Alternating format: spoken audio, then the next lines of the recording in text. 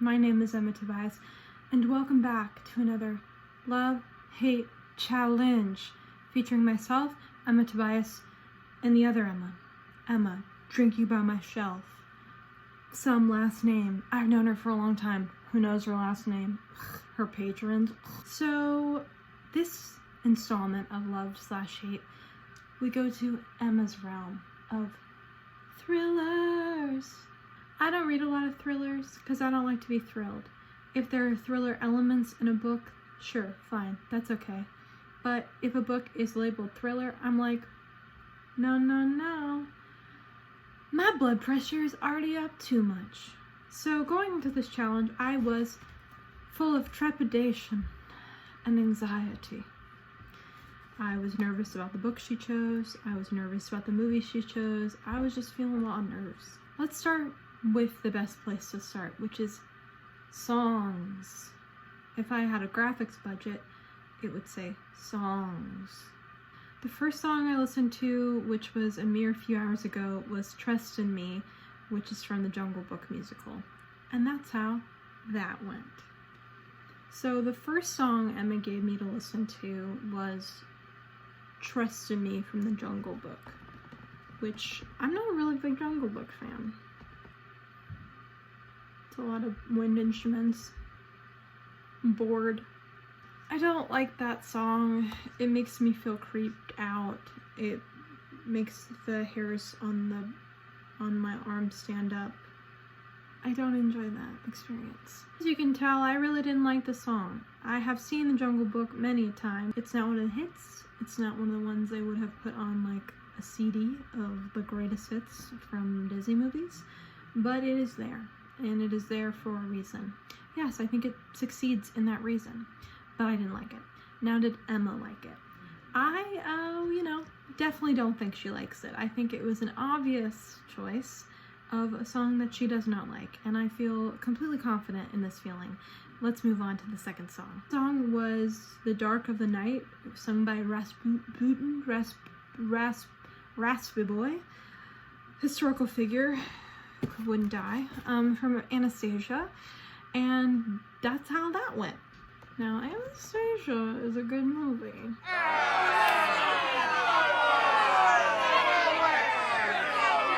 Feels like a Queen song.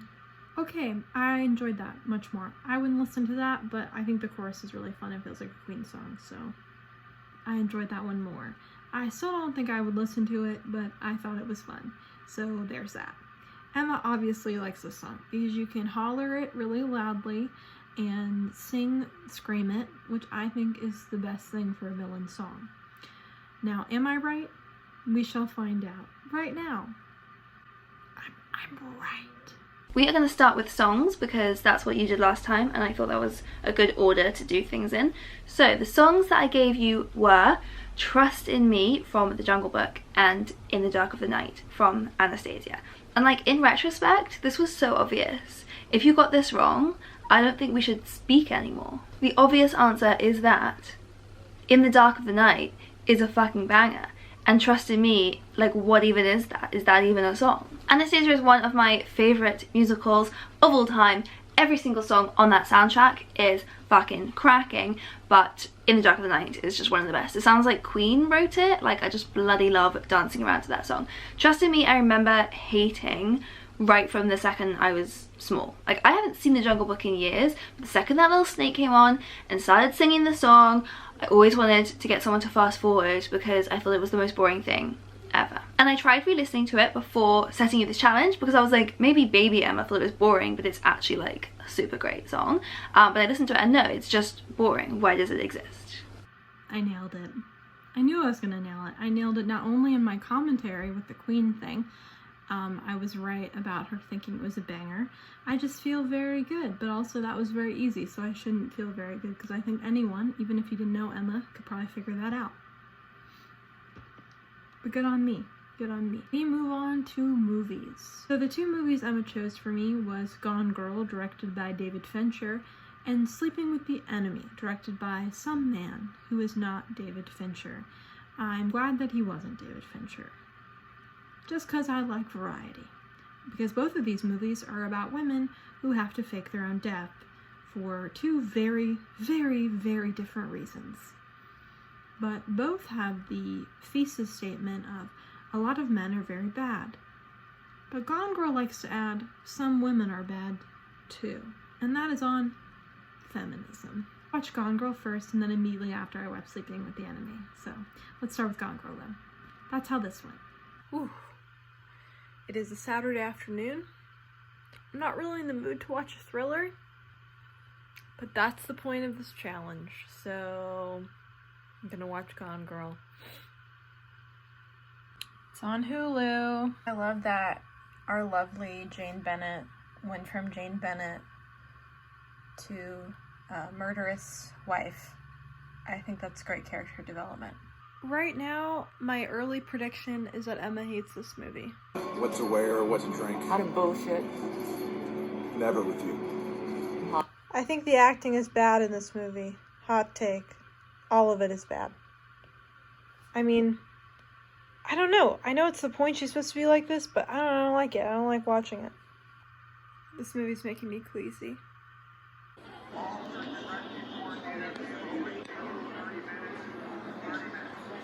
Huh. I think Ben Affleck works well in this movie because he's so unlikable in real life, and he's so unlikable in this movie that just it aligns perfectly. And I feel like this is really just a picture of how Jennifer Garner must have felt in her marriage. I finished Gone Girl. I have really mixed feelings about this movie. I think it's like good, but also I don't enjoy it. Like I enjoy like the first 2/3, and then the last third I find really stressful. I don't like Ben Affleck, as I mentioned 14 million times. I don't think this movie is as well acted as everyone says it is, but I do think it's like a very interesting plot. I do not know though if this is Emma's favorite. I have a feeling that she hates it because I think she thinks it's too pretentious, is what I'm going to go with. I think Gone Girl is a perfectly adequate movie. I think it's enjoyable. I think it's exciting. I think it works really well through the acts. I just hate Ben Affleck. A whole lot, as you can tell. Now, I don't think Emma likes this movie, as I previously stated, because I feel like she would think it was trying too hard, it was too glossy or cold, and while I think it works for the movie, I could see her not enjoying that. Meanwhile, I do think she loves Sleeping with the Enemy, and I also enjoyed Sleeping with the Enemy. Here's how that went. So I just finished Gone Girl, and I'm like, let's just do it. Let's marathon these. And I think I'm going to start Sleeping with the Enemy. Wow. Sleeping with the Enemy is on Hulu. And also, I see what Emma did here because this is also a New Identity movie. Can I just say both of these movies were directed by men, and at least with Gone Girl, it's written by Gillian Flynn, so it's from a woman's perspective. But these are about specifically, I don't know, I just, you know. She's so pretty. This abusive mustache prick is far too old for her. Oh my god. He's like 40 and she's got to be like 21, 22, maybe 24 at the oldest. Ugh. I'm bored. I'm a little bit bored. It's like a rom-com, but not as funny, just slapped in the middle of a thriller, which is interesting because that is the plot of one of my favorite books, Dance Upon the Air, which I talked about my last video. That book is like very similar to this, but it has witches and magic in it. I love rom-coms, but I don't love rom-coms when they're like mixed with something else. Like, I don't like action rom-coms. I don't like thriller rom-coms. I like pure rom-coms. Said all of that, and now we're getting this really fun, cute scene. Also, these two actors are just so cute together. Like, I don't know who that man is, but him and Julia Roberts are very cute. I mean, these two outfits, both so cute. We love. This dress! Killing her ex-husband in this dress. She looks great. I finished it. I think Sleeping with the Enemy is a much more wholesome film. It's a much sweeter film. The characters are much more likable. You have the effervescent Julia Roberts. You have that really hot guy she ends up with, who I don't know him.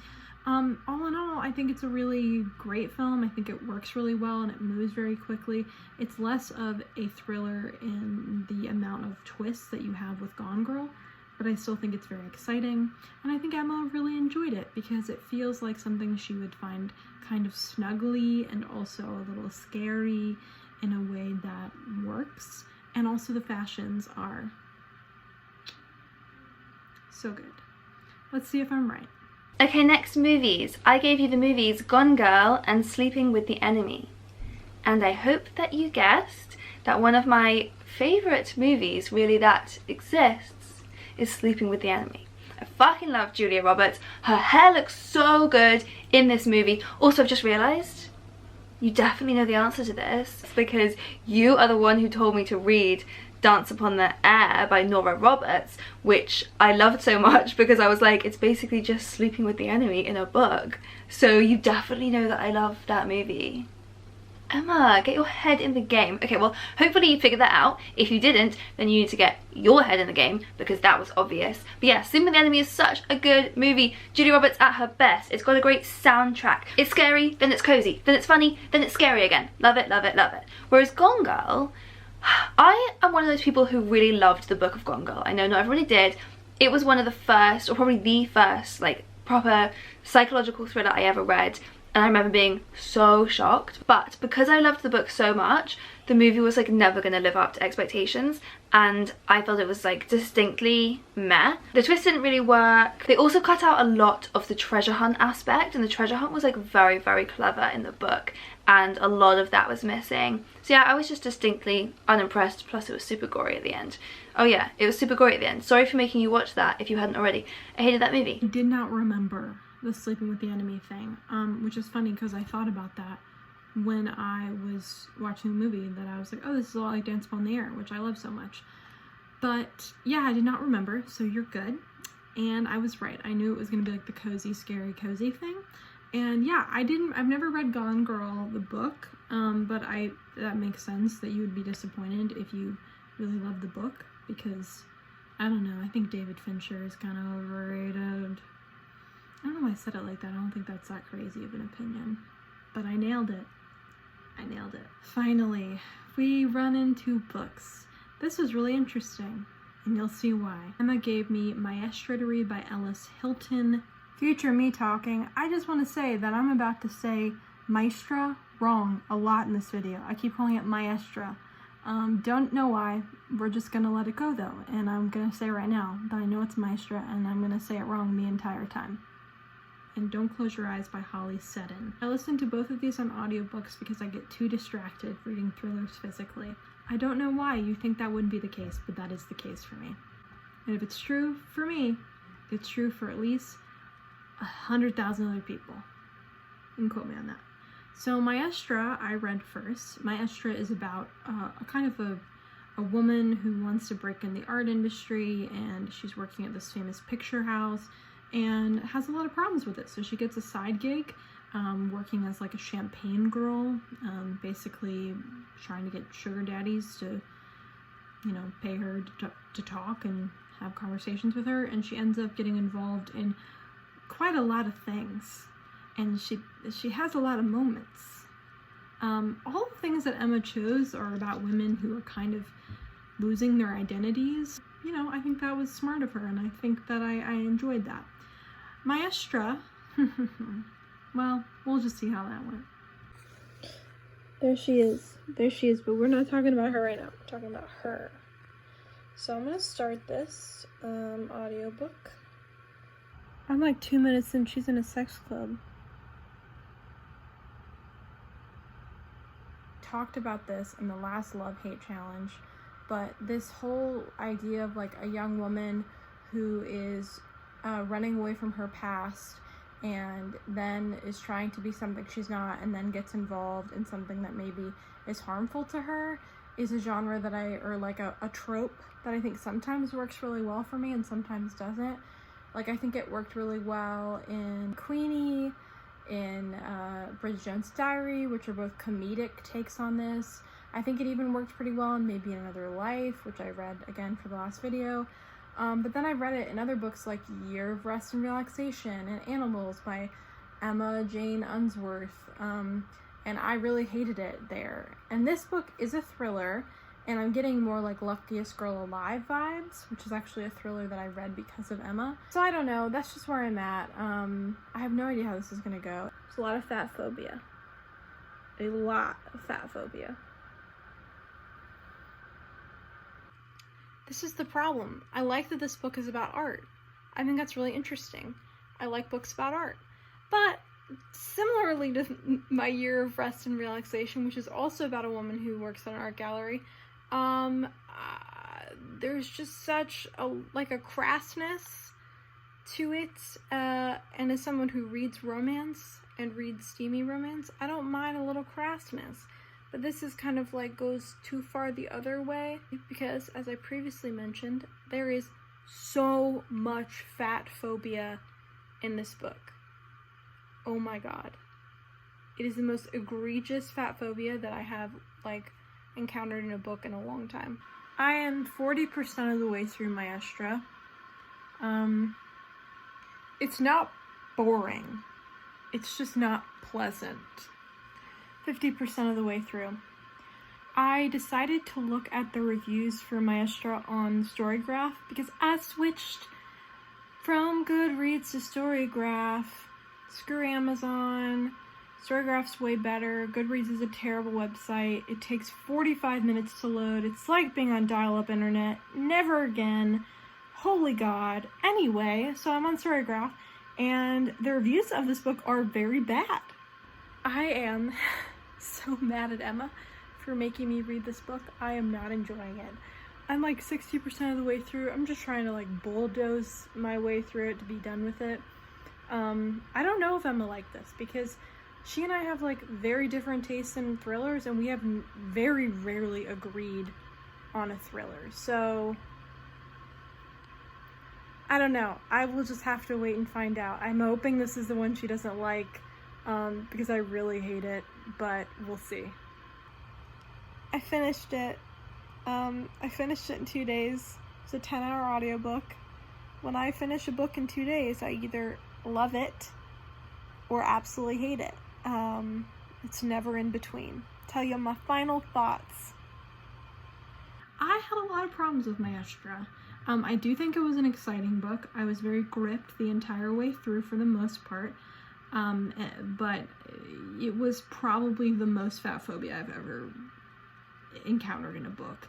And I know that it was to make the main character intensely unlikable, but it just got to the point where I was just like, I don't really want to read this anymore. I'm not enjoying the experience of this. This is so egregious.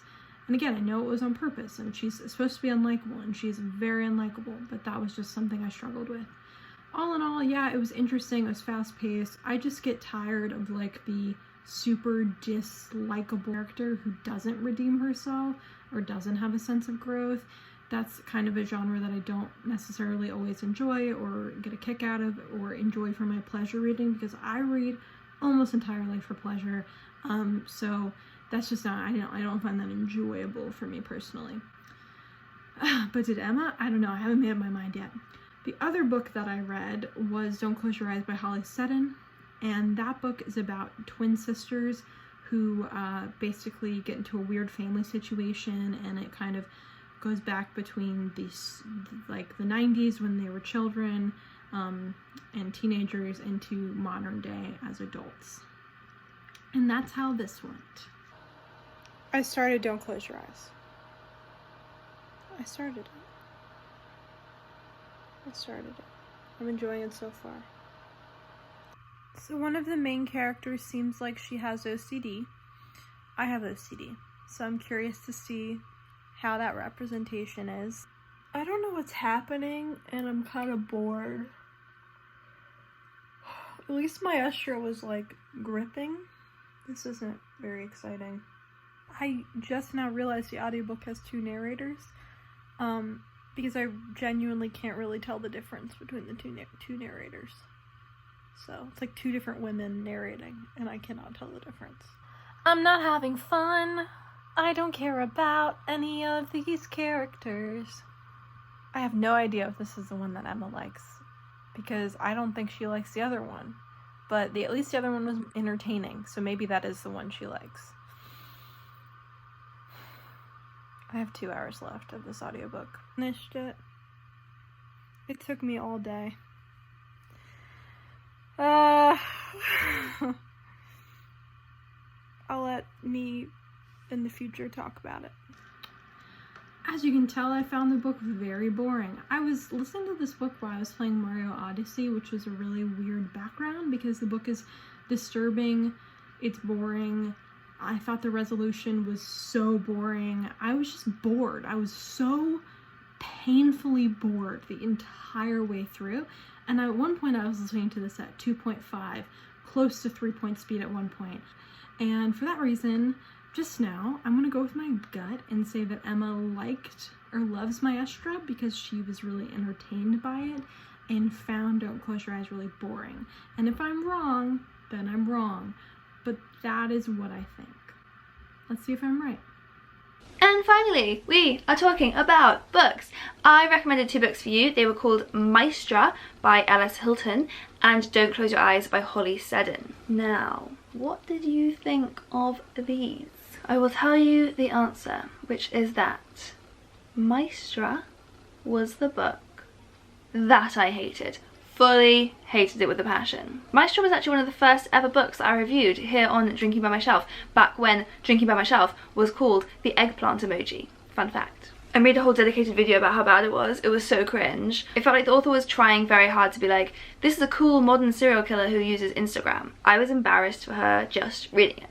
Whereas Don't Close Your Eyes by Holly Seddon, not gonna lie, it's been 5 years since I read it and I can't remember what it's about or what the twist was or anything about it. But I do remember that I stayed up all in one night reading the whole thing and instantly gave it 5 stars because whatever the twist was, hopefully it really surprised you because I remember it really surprised me. Even though I can't remember what it is now. I should probably reread that book. I'd probably love it all over again. I'm just guessing what some of your criticisms might have been. I think it probably is like a pretty generic thriller, which is maybe why you might guess that I didn't like it. I think it's probably pretty standard because I don't remember anything about the premise that like stuck out to me as being particularly darker or more interesting than other books I've read.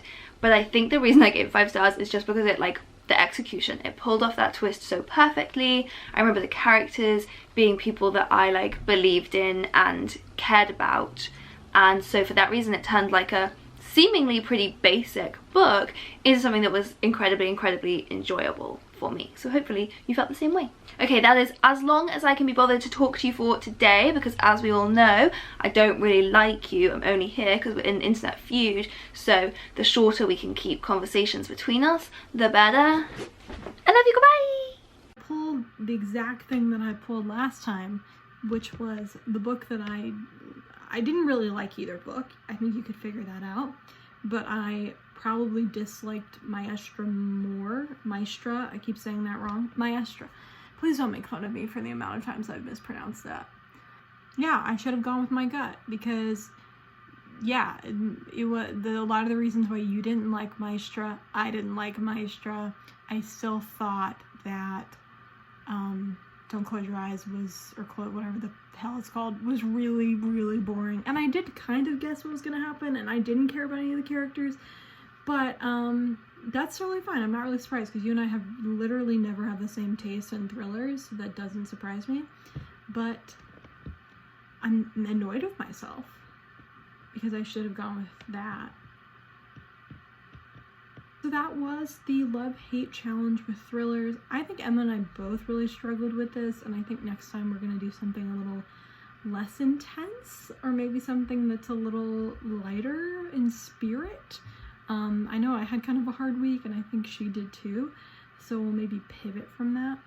But this, you know, it was fun. It was fun. It was interesting for sure, and I read 2 books that I would never have read otherwise, which is always good. Anyway, have a lovely day and make sure to watch Emma's video, which I'm sure you have.